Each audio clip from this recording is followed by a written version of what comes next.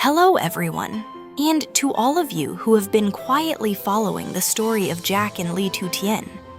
Thank you so much for coming back once again. No matter where you are right now, I hope this moment finds you in a little peace, a little warmth, and with someone you love not too far from your heart. Before we begin today's story, thank you truly for every view, every kind comment, and every moment you spend here with this channel.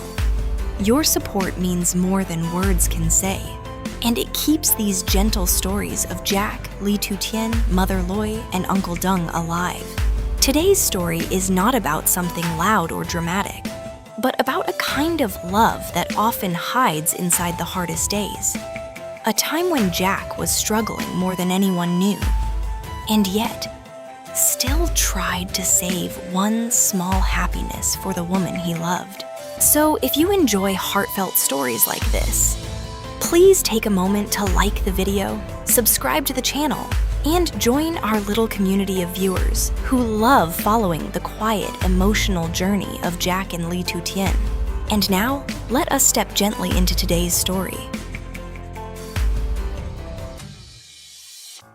Have you ever wondered, during the hardest season of life, can someone still quietly save the best parts of themselves for the person they love? When there is barely any money left in your pocket, when your old motorbike needs to be started several times every morning before it finally comes to life, when even a simple meal has to be calculated more carefully than before, do people still think about gifts? Or at that point, is the only thing left in their mind how to get through each day in peace? Most people would probably think that when life gets difficult, feelings have to step aside and make room for reality. That love should be put away for a while. That gifts become a luxury.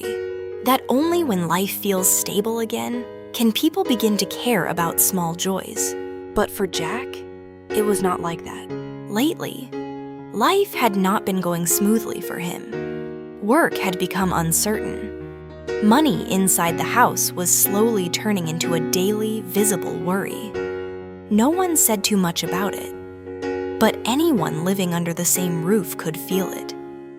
The atmosphere was not heavy, only quieter somehow, like a lamp that was still on, but its light had grown a little weaker. Jack kept trying to act normal.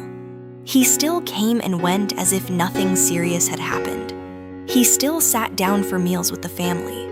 He still answered Mother Loy in a gentle voice.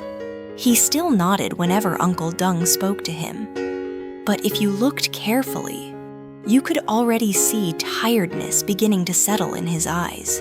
Some kinds of pressure do not need to be spoken aloud, for others to feel them. Jack's motorbike was the kind of thing that told the whole story at a glance.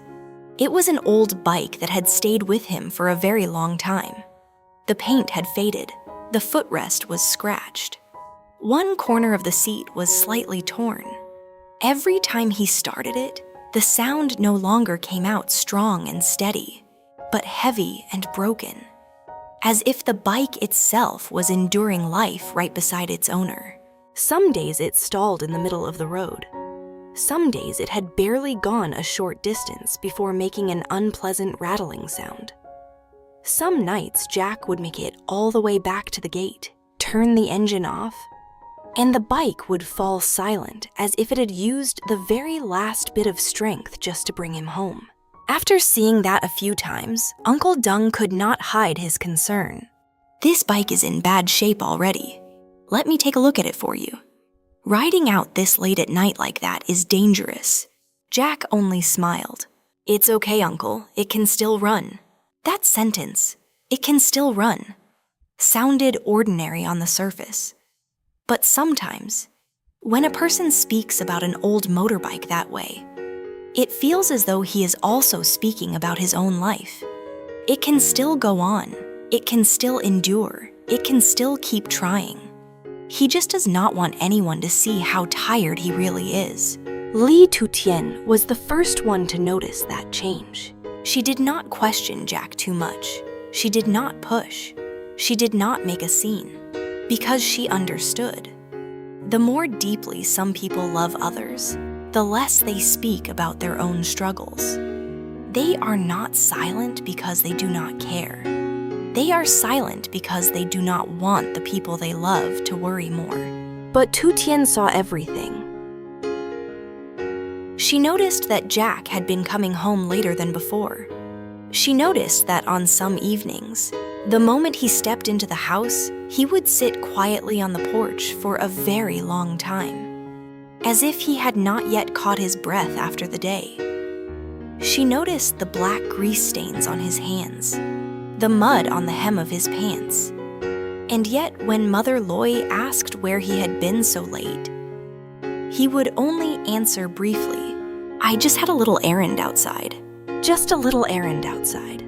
But when that little errand kept repeating itself day after day, a soft but persistent uneasiness began to grow inside Tu Tien's heart. Not something huge, not something dramatic, just the kind of feeling that lingers, like the air before rain, when no thunder can be heard yet.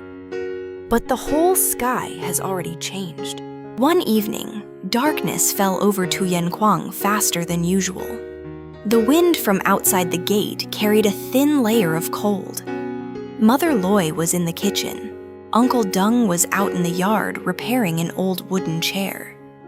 Tu Tien sat near the window, her hands busy with work, but her heart was not at ease. Jack had left early again, and even now, he still had not returned. Then, from outside the gate, came the rough, uneven sound of a motorbike, followed by sudden silence. She stood up immediately. Jack was pushing the bike into the yard.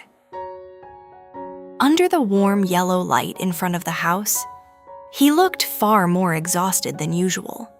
There was sweat across his forehead. His shirt was wrinkled at the shoulders. One hand holding the handlebar was marked with grease, and the bike had clearly broken down once again. Tu Tien walked out quickly. "Did the bike break down again?" Jack looked up at her and forced a small smile. "It's nothing. It's probably just acting up a little." But there are moments when a smile is no longer enough to hide exhaustion. Tu Tien did not say anything more. She simply stepped closer and quietly lifted the small bag hanging from the front of the bike. It felt light, so light that it surprised her. There was nothing big inside, just a few small things, and one carefully wrapped little paper box. Jack paused the moment he saw her touch it. The pause lasted only a second, but it was enough for Tu Tien to understand that whatever was inside that box mattered far more than its small appearance suggested. She looked at him. "Have you been working extra jobs?" Jack stayed silent. That silence lasted for a few seconds, and then became the clearest answer of all. From the kitchen, Mother Loy looked up when she heard the sound outside. Uncle Dung stopped what he was doing. The whole little house suddenly grew quiet. No one interrupted. No one rushed to ask questions, because everyone understood. Some things need to be spoken by the person carrying them. After a while, Jack finally said in a low, quiet voice, "A friend asked me to help deliver goods at night, and do a little lifting too. Nothing big. I was just trying to earn a little more." Tu Tien looked at him, and her heart tightened at once. Not because she was shocked. She had already guessed part of it.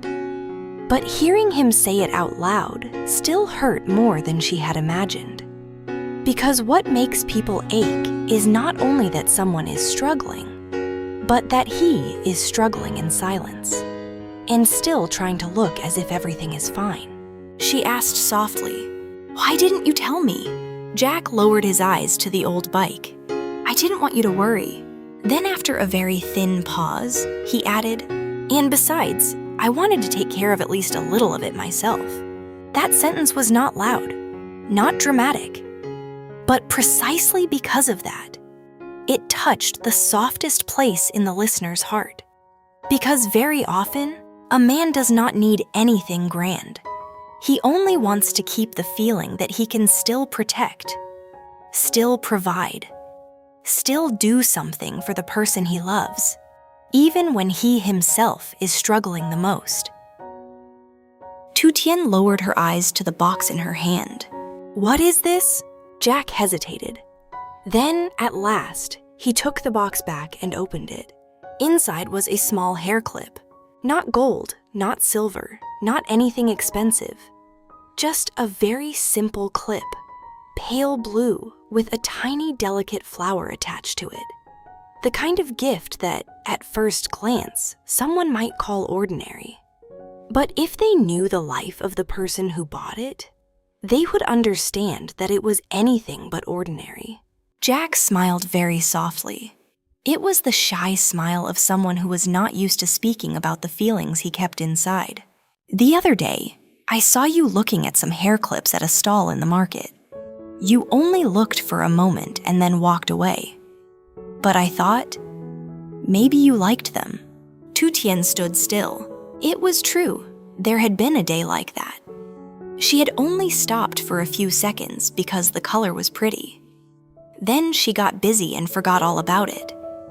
But Jack, in the middle of all his worries about money, in the middle of those late nights riding that old bike to extra work, in the middle of his own difficult life, had still remembered one brief glance from her. Sometimes it only takes something that small to make your nose sting with emotion. Jack continued, his voice even softer now. "I was going to wait for a happier time, and then give it to you." Tu Tien did not answer immediately. She only looked at the little hair clip in his hand, then at the grease-stained hands that had bought it, then at the old bike he had just pushed into the yard, then at the face that was clearly tired, yet still trying to remain calm. And inside her heart, something rose quietly like a wave. Not loud, not dramatic, just a deep tenderness. So deep that it was almost impossible to speak. It was only then that Mother Loy slowly stepped out. Her face carried that gentle sadness of someone older. Someone who had lived long enough to understand all the things people do not say directly. "My son, loving the people in your home is a beautiful thing. But don't carry all the hardship alone like this. Once people know, it only hurts them more." Uncle Dung spoke too, his voice steady and warm. "Every man wants to handle things on his own. I understand that. But a home exists so people can carry things together. Leave this bike to me. From now on, don't keep forcing yourself like this." Jack said nothing. Maybe he was not used to letting others see his weakness. Not used to hearing that he did not have to hold everything up by himself anymore. But in his eyes, the usual hardness had softened a great deal. Tu Tien stepped closer, very close. She picked up the hair clip, looked at it carefully, and smiled. A smile that was gentle, but trembling with emotion. "I really love it." Jack looked up. Then Tu Tien continued, "Not because it is more beautiful than every other gift, but because I know how hard you had to work to buy it." The night wind moved across the small yard. Leaves shivered softly. Yellow light spread over the ground. The whole scene was so simple that if someone retold it later, people might think there was nothing special about it. Just an old motorbike, a tiny gift, a family standing together in the yard at night. And yet sometimes, the most ordinary scenes are exactly where the truest feelings live. Tu Tien looked at Jack. Her voice was very soft, but every word was clear. "You may be going through a hard time. You may not be able to take care of everything the way you want. You may still have to ride this old bike. You may still have to stay up late working extra jobs. But that does not make you any less worthy. And it certainly does not mean you have to hide everything from me." She stopped for a moment, as if trying to keep her voice from trembling. I don't need a gift that comes from you exhausting yourself alone. I only need you to remember that no matter what happens, you still have me, Mother, and Uncle here." Mother Loy turned her face away to wipe the corner of her eye. Uncle Dung bent down and pretended to examine the bike again, though his eyes had already turned red.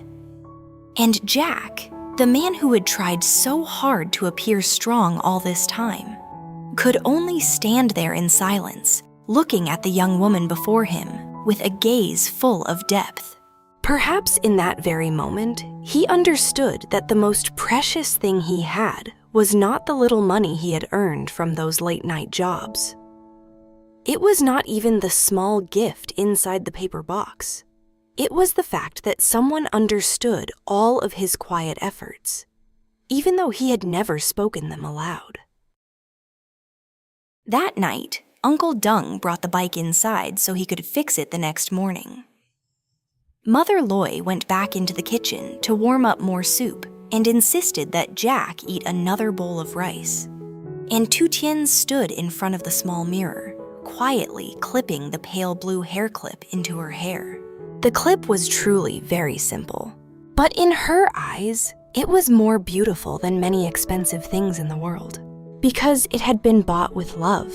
With late-night roads on an old motorbike, with moments of breaking down in the middle of the road, and still refusing to turn back, with grease-stained hands, with a heart that, even while struggling, still thought first about bringing a small joy to the woman it loved.